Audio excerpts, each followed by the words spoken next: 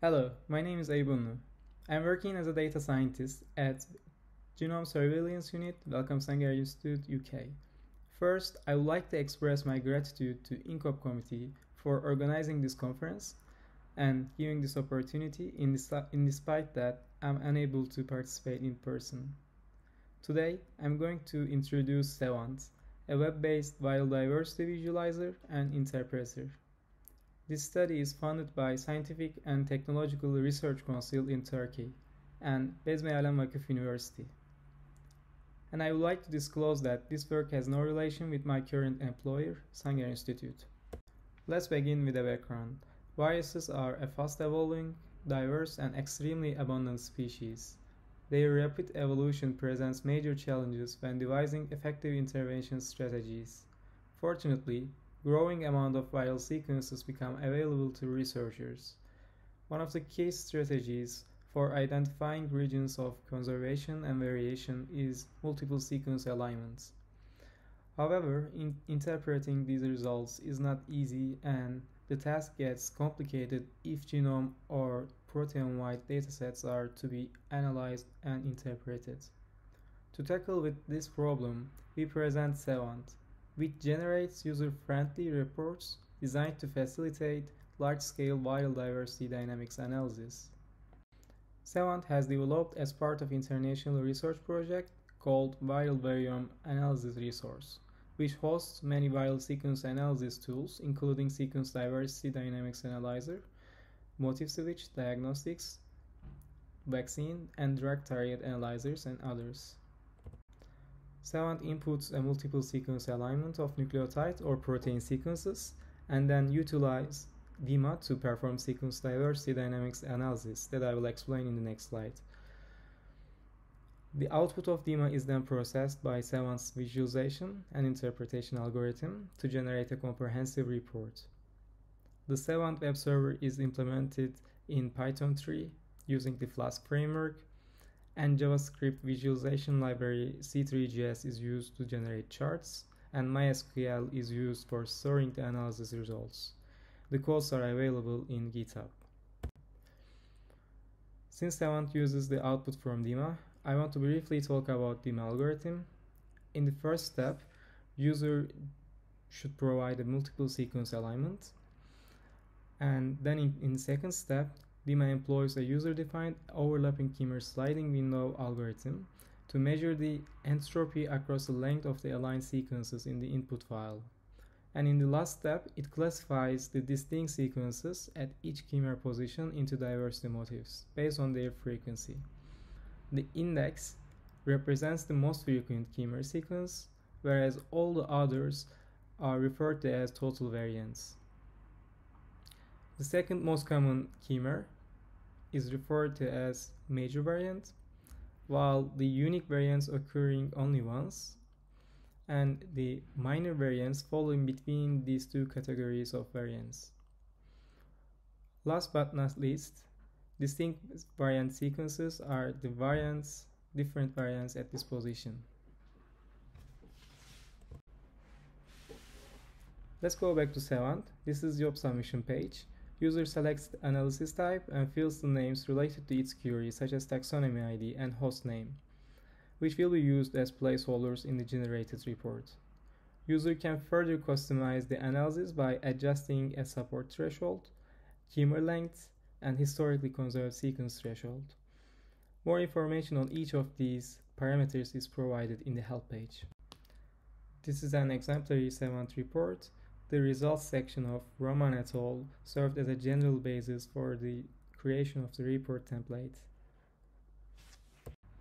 Since the largest volume of data is available from the recent pandemic, we showcase SEVANT on SARS-CoV-2.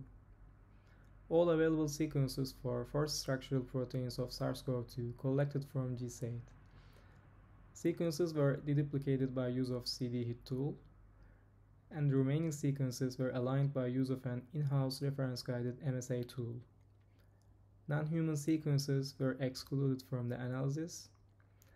We used chimer size of 9 to capture immune-relevant diversity, and in the table we see here, number of remaining samples as shown after each processing step. and SEVANT analysis results are available using these links. Now let me dive into the findings from the SARS-CoV-2 application. This table shows the minimum, mean, and maximum entropy values in each protein. For the proteome, the average entropy was 0.29 and the peak entropy was 2.23. We can do a benchmark comparison with HIV-1, which is published by Hu et al., where the average entropy was 3.5 and the peak was 9.2. We plot the entropy in relation to total variance incidence. On the x-axis of the plot, we see chimer positions, and on the left y-axis, entropy with the blue lines, and the right y-axis, total variance with the orange lines. There were certain pockets of diverse regions in each protein. Next is the dissection of the diversity motifs that were present in each chimer position of the SARS-CoV-2 structural proteome. Table 2 shows summary statistics for each diversity motifs. I would like to take your attentions to the plots here, in which we can see diversity motifs in relation to each other. Each data point represents motif incidence in a chimer position, and blue points indicate index chimers, the most predominant chimers in a position, and the green points indicates the total variance. The decrease in conservation, represented by the decline in the index motif, 99.9 to 38.51, and this was inversely proportional to total variance incidence, 0.0 to 60.1%.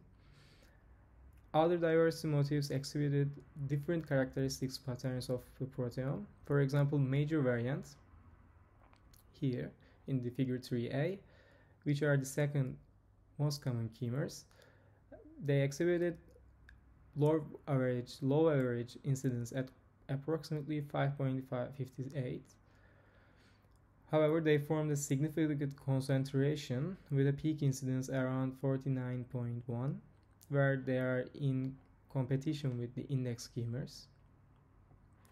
And in the figure 3b, each orange data points show cumulative incidence of minor variants in a chimer position.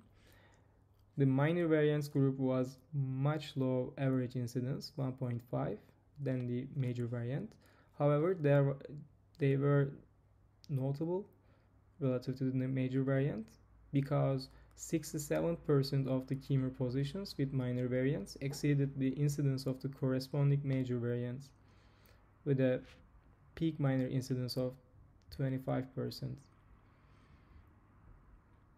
And in the figure 3c, we see in the figure 3b, with the red colors, we see the singletons, which were extremely of low average incidence, 0.02, with a peak of less than 1%.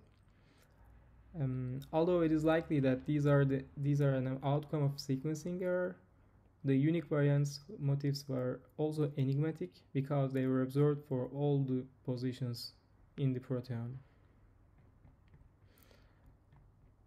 And in the figure 3c, you can observe the distinct variants with a minimum incidence of approximately 0.5 and maximum of 41%, and the average of moderate average incidence of 2.9.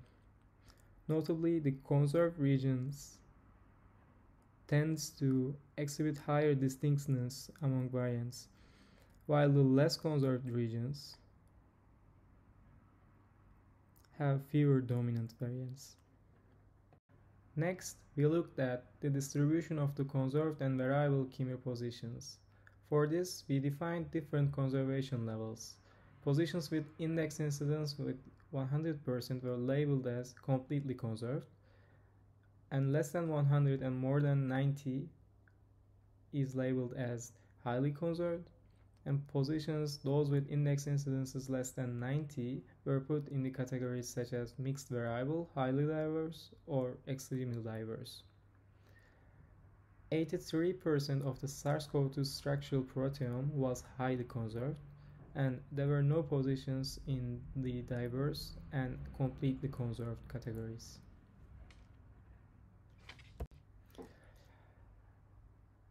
Finally, SEVANT identifies historically conserved sequences across the input alignment length based on the user-defined index incidence threshold.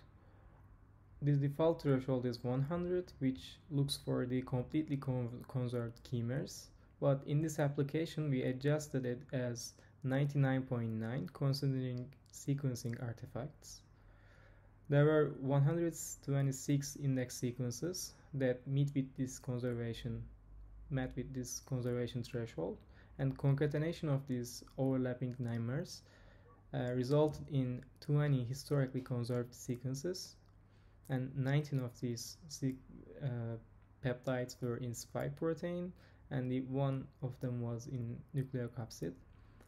And these sequences deserve further investigation as potential targets for vaccine design, inhibitory drug analysis, and diagnostic studies. In conclusion, SEVANT incorporates and leverages on DIMA for the sequence diversity dynamics analysis and thereby extends its functionality.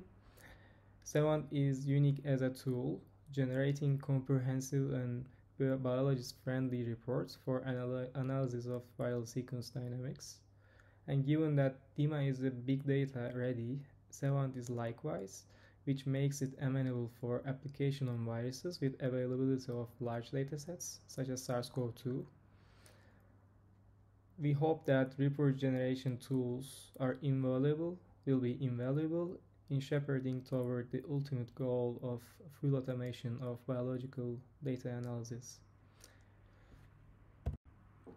Finally, I would like to thank the Viva project research team. I apologize if you experienced any inconvenience during this session, and I'm very happy to receive your questions through my email. Thank you for listening.